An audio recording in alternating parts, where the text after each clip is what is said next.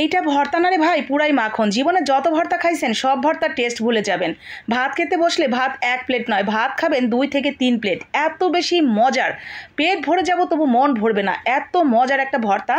আজকে আমি একটু ভিন্ন ধরনের একটা আলু দিয়ে একদম ইউনিক স্টাইলে একটা আলু ভর্তা আপনাদের সাথে শেয়ার করছি। দেখা মাত্রই কে কে চিনতে পেরেছেন এই আলুটা বলেন তো?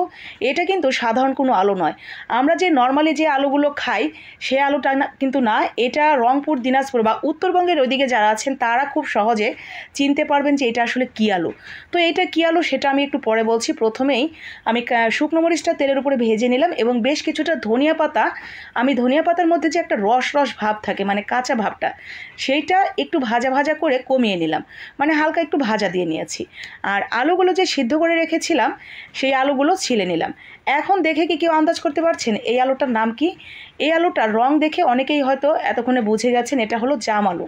দেখতে হুবহু জামের কালার, একদম জাম কালারের এই আলুগুলোর নাম জাম আলু। এগুলো উত্তরবঙ্গের দিকেই হয়, তবে বাংলাদেশের সব জায়গাতে আপনি পাবেন। এগুলো একটু খোঁজ করলেই দেখা যায় 2-1টা দোকানে এগুলো রাখেন, একটু দাম বেশি। নর্মাল যে আলুগুলো আপনি দেখবেন 40 টাকা বা 50 টাকা কেজি থাকে, তখন এই আলুটা থাকবে 70 টাকা 80 টাকা, মানে সবসময় 10-20 টাকা বেশি থাকে এই আলুটার দাম। তো এই জাম আলুগুলো সিদ্ধ করে নিয়ে এগুলো ভর্তা করলে এত বেশি মজার। আর সেই ভর্তাটা যদি আমার মতো করে এরকম ইউনিক স্টাইলে তৈরি করেন, সেটা তো ভর্তা না রে ভাই, পুরাই অমৃত হয়ে যাবে। তো আমি এখানে কি করেছি, শুকনো মরিচ এবং ওই যে ধনিয়া পাতাগুলো ভেজে রেখেছিলাম সেগুলো দিয়ে লবণ দিয়ে খুব ভালো করে বেটে নিয়েছি। এরপরে আমি আলুগুলো পাটার মধ্যে দিয়ে মিহি করে এগুলোকে বেটে নেব, যাতে একটুও গোটা গোটা ভাব না থাকে। হাত দিয়ে ভর্তাটা করলে একটু একটু গোটা গোটা ভাব কিন্তু থেকে যায়, তো একটু গোটা গোটা ভাব থাকবে না, একদম সুন্দর মিহি আঠালো মাখনের মতো একটা ভর্তা হবে। তো 2টা বাটা দিয়ে আমি সুন্দর করে এরকম করে নিয়েছি। এরপরে এখানে আমি দিয়ে দিলাম বড় সাইজের 2টা পেঁয়াজ কাটছিলাম, তো মনে হলো একটু বেশি হবে, আমি একটু রেখে দিছি আর বাকিটুকু দিছি। এরপরে আমি হালকা একটু বাটা দিয়ে নিছি, পুরোটা কিন্তু মিহি করিনি, হালকা একটু রসটা বের করে নিছি, মানে পেঁয়াজের ঝাঁজ ভাবটাও থাকবে, আবার কিছু পেঁয়াজ গোটাও থাকবে যে দাঁতের নিচে পড়লে খেতে ভালো লাগে।